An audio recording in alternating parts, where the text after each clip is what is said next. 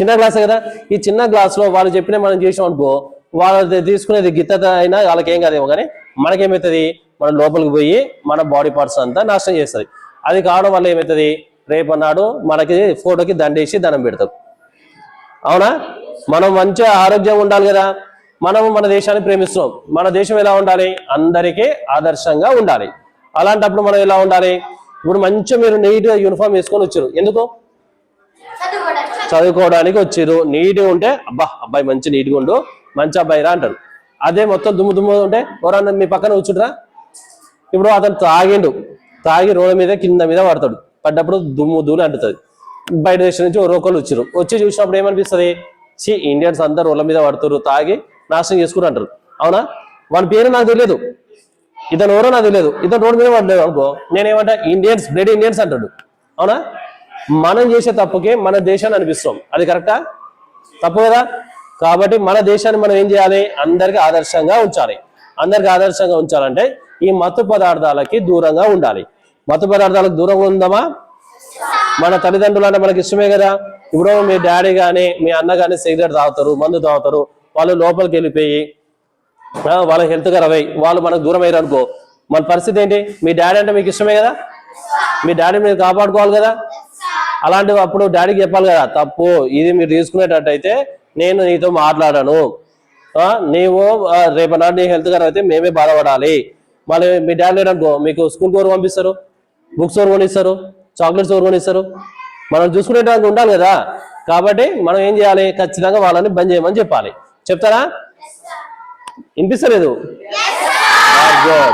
Okay, మనం ఒక ప్రతిజ్ఞ చేసుకుందాం, ప్రామిస్. ఏంటంటే మా ఇంట్లోతోటి నేను బంద్ చేపిస్తా, నేను మంచి హెల్త్ని ఇస్తా మా డాడీకి మా అన్నకి అని చెప్పి ఒక ప్రతిజ్ఞ చేసుకుందామా? అయితే అందరు స్టార్ట్.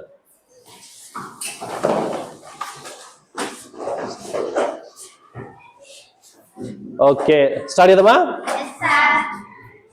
నేను కానీ నా కుటుంబ సభ్యులు కానీ నా స్నేహితులు కానీ ఎవరు కూడా మత్తు పదార్థాలకు, సిగరెట్లకు, మందుకు బానిసలు కాకుండా వారిని నిరోధిస్తాము.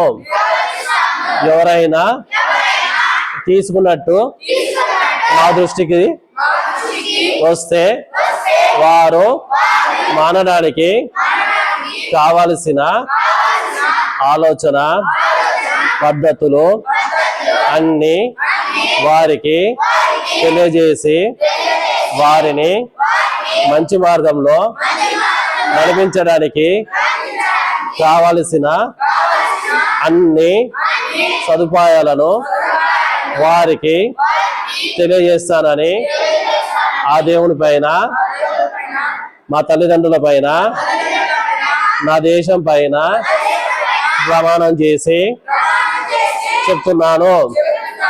జై హింద్. 2 నిమిషాలు చేయలేపడానికి బరువుతున్నాయి. మన ఇండియా ఫిట్ ఉండాలి. మేము 250 కిలోమీటర్స్ నడుచుకుని వచ్చాం. Okay, thank you.